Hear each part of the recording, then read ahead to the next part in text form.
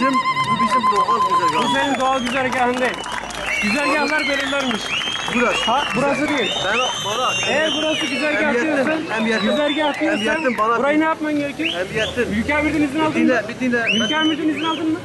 İzin almamıza gerek yok. İzin alman gerekmedi. Kanuna göre izin alman gerekiyor. Sizin güzergahınız oradadır, orada yapabilirsiniz.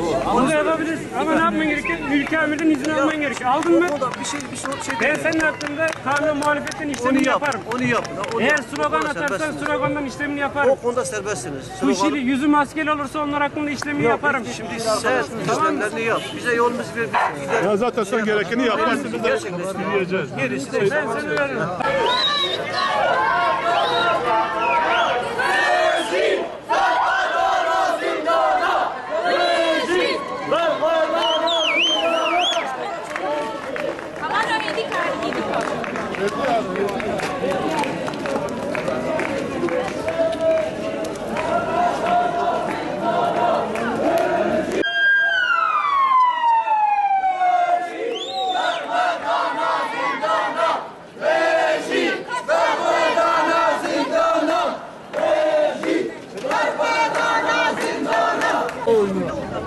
Türkiye cezaevlerindeki siyasi tutsaklar üzerindeki baskı ve tecrit konsepti gün gün daha ağırlaşıyor. Cezaevlerindeki hak ihlalleriyle her gün yeni ihlaller ekleniyor. Bu kirli baskıcı yasa dışı hak ihlallerine ve konseptine Türk halkı sessiz kalmayacaktır. Bilindiği gibi cezaevlerinde hasta tutsakların durumu gün gün ciddiyetini tehdit ediyor ve ölüme terk edilmiştir.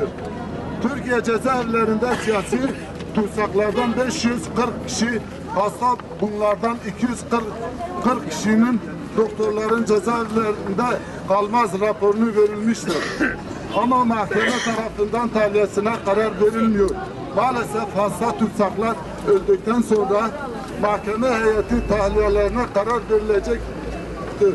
Bu despotizm anlayışını 1980 yıllarında askeri conta mahkemelerinde mazlum Hayri ve Kemal'ların direnişiyle hedefine ulaşmamıştır ve şu an siyasi tutsakların direnişiyle tarihin çöp sepetine gömülecektir.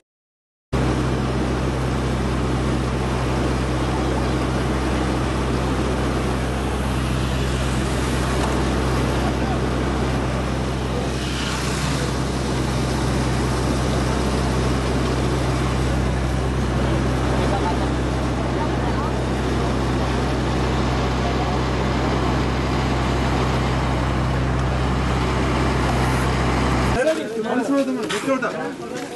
Sen basın mısın öyle? Basın sana yapmayın. Hadi. Hadi kız. Ne oldu valla? Hadi. Terlemişsin. Terlemişsin. Terlemişsin. Tamam polis abi biraz da şu anlam bu. Atan sen. Yok valla. Güzelce bir konuşalım, bir şey yap. Tamam bir şey güzel konuşalım. Ya nereye geldin? Buraya bak. Tamam. Nereden yerde? Valla bunu. Nerede yerde aldın? Polis abi valla bir şey de bakmadım. Polis abi yerden. Polis abi. Araba versi buzla koştum. Polis abi. Kimliklerini kontrol edelim. Kimliğim yok hocam. Ne taşıyorsun? Hocam valla. Polis abi vallahi.